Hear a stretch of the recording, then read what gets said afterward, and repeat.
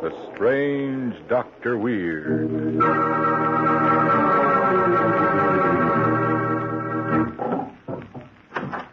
Good evening. Come in, won't you? Well, what's the matter? You seem nervous tonight. Perhaps the cemetery outside my house has upset you. But speaking of the cemetery, it reminds me of a story I want to tell you. About a murderer who was dead and buried, but who kept on killing people just the same. I call it Revenge from the Grave.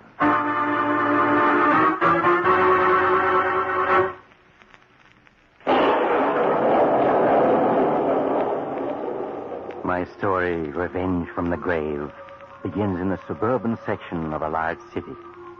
It is just midnight, and a full moon casts dark shadows beneath the trees that line the street. John Rogers, a businessman on his way home, turns a corner, but stops abruptly as a man with a scarf about his face steps out of the shadows. Just a moment, Rogers. Who are you? What do you want? I want to talk to you. Get out of my way. Not so fast. A gun? What are you threatening me with a gun for? What have you got that scarf covering your face for? Because my face? Well, my looks have changed in the months since I was executed and buried. But you recognize my voice, don't you, Rogers? Yes. Ronaldo the Great. But you're dead. You died a month ago in the electric chair. Exactly. You were foreman of the jury that found me guilty. Guilty of murder. So... No!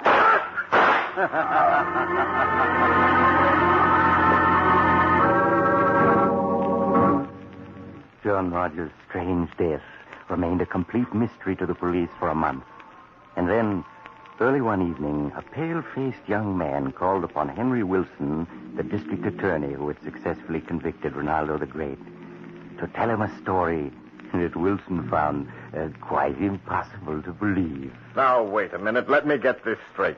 You say your name is Walter Jones and that you used to be assistant to Ronaldo the Great. That's right, Mr. Wilson. I was his assistant for 3 years. I see. And you're trying to tell me that last month Ronaldo climbed out of his grave and murdered John Rogers? Is that it? Yes. You see, Mr. Wilson, the day of Ronaldo's execution, I visited him at the prison. He'd sent for me, you see, and I can still hear his voice as he greeted me. Well, Walter, so you came. Yes, Ronaldo. What can I do for you? Tomorrow, after I'm gone, you must get the names and addresses of the judge, the prosecutor, and the 12 jurymen who sent me to my death. Their names and addresses? Yes.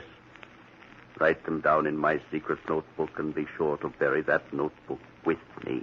I don't understand.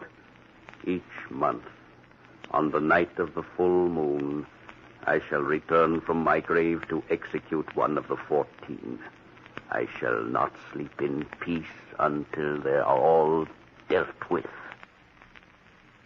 And did you put the names and addresses in his coffin when he was buried? Yes, and now I'm positive that Ronaldo is using them to get in touch with the 14 men he sworn to kill. Please, Mr. Wilson. Tonight the moon is full. Unless you do something, Ronaldo will kill someone else. Perhaps even you. Oh, my boy. Go home and get some sleep and forget all this. Nobody's going to be murdered tonight by Ronaldo's spook. I personally guarantee it.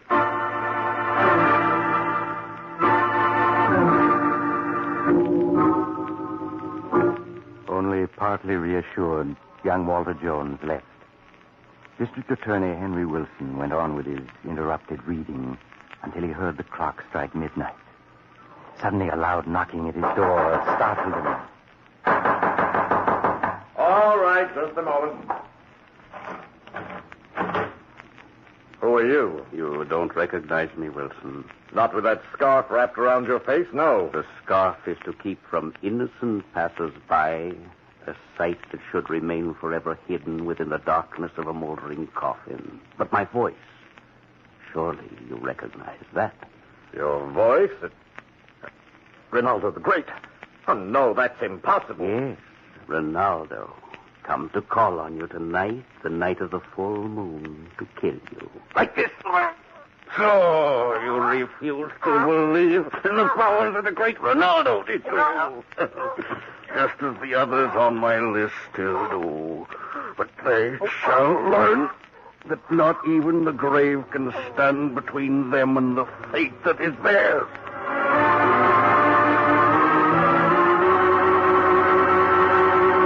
Say, Dr. Weird, what kind of a doctor are you? Well, I'm an MD of a different kind. Doctor of Madness. And I am a DH, Doctor of Hats. My counsel to all men is this.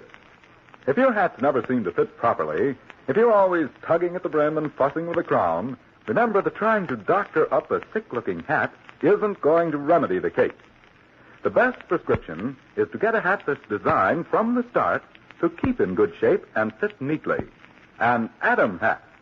Made of finest quality material, Adam hats have the stamina to wear well and are styled to the best taste. Color shades are distinctive and appropriate. For hats that reflect perfect craftsmanship, see the latest line of smartly fashioned Adam hats. Prices only $3.45 to $10 at all of the thousands of Adam hat stores and authorized dealers from coast to coast. Now, the good Dr. Weird. And now I'll continue my story, Revenge from the Grave. After the mysterious murder of District Attorney Wilson, young Walter Jones went to Judge Dexter, who had sentenced Ronaldo the Great to death. He told Judge Dexter the whole story of Ronaldo's vow of vengeance and was greeted, as he feared, with skepticism. Now, Jones, you want me to believe that Ronaldo the Great, dead and buried for 2 months, emerged from his coffin that night to strangle Wilson? It's true. I know it's true. If you really believe that, why didn't you go to the police immediately? They just have laughed at me. Besides, I didn't want to believe it was true. But tonight the moon is full again. Huh? And tonight he'll kill someone else unless we stop him. I know he will. Just what do you propose we do? We must go to the cemetery tonight. Just the two of us. And open Ronaldo's coffin. Take away that list of names and addresses that I buried with him. Then he'll be helpless. I see you believe all this, Jones. Well, just to set your mind at rest, I'll go to the cemetery with you and prove to you once and for all that Ronaldo the Great is dead and quite incapable of coming back to harm anyone.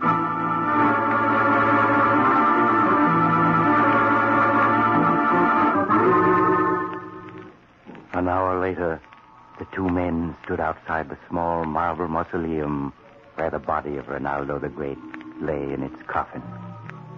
Walter Jones opened the door with a key, and they stepped inside. Then he shut it again and turned on the flashlight he had brought. Look, Judge. That's Ronaldo's coffin. Look at it, Judge. It's solid bronze, and it can be opened from the inside as well as from the outside. From the inside? Yes. That was Ronaldo's last instruction. The lid is fastened with a catch that can be worked from the inside. I see. Well, we're going to open it now. And I'll prove to you that in spite of everything, what you believe is impossible.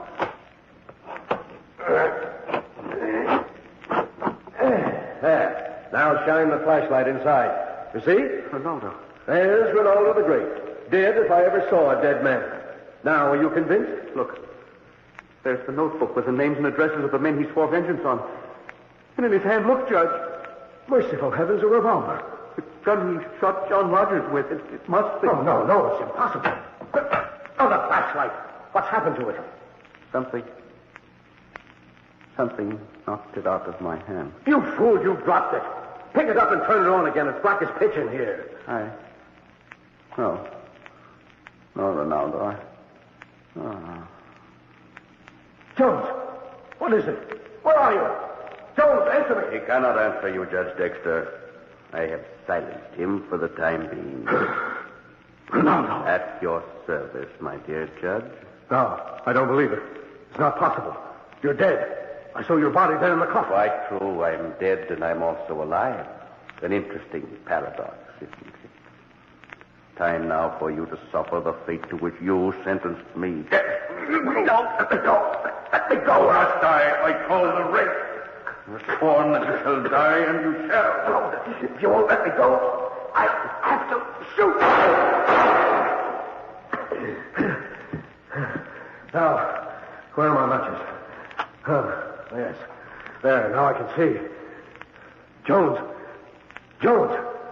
speak to me. Judge, what happened? I feel so funny, so weak. My chest hurt. Jones, I shot you with the gun we found hidden in Ronaldo's coffin. I had to. You would have killed me if I hadn't.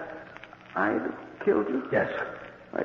I don't understand. But I do now. Listen, my boy. That last interview you had with Ronaldo in his cell, he hypnotized you before you left him. He ordered you to carry out his mad scheme of vengeance for him. I don't understand. He hypnotized you and told you that each night of the full moon you would believe you were he, Ronaldo, that you'd talk like him and act like him. It was you who killed John Rogers and the district attorney, just as you tried to kill me a moment ago. You couldn't help it, my boy. You were just carrying out a condemned man's diabolical scheme.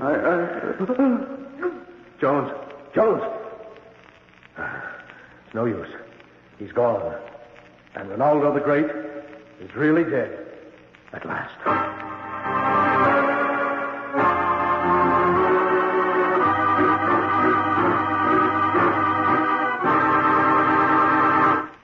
So that's the secret to how a dead man could continue to kill after his death. By hypnotizing his assistant into acting for him. Clever, wasn't it? Lucky Judge Dexter found that gun where poor Walter Jones had unknowingly hidden it in Ronaldo's coffin. Or Ronaldo might still be coming to life on nights of the full moon to continue his diabolical plan of revenge. Hey, you weren't on that jury that convicted Ronaldo, were you? If you were, I'd certainly... Oh, you have to go now. But perhaps you'll visit me again soon. Just look for the house on the other side of the cemetery. The house of Dr. Weir.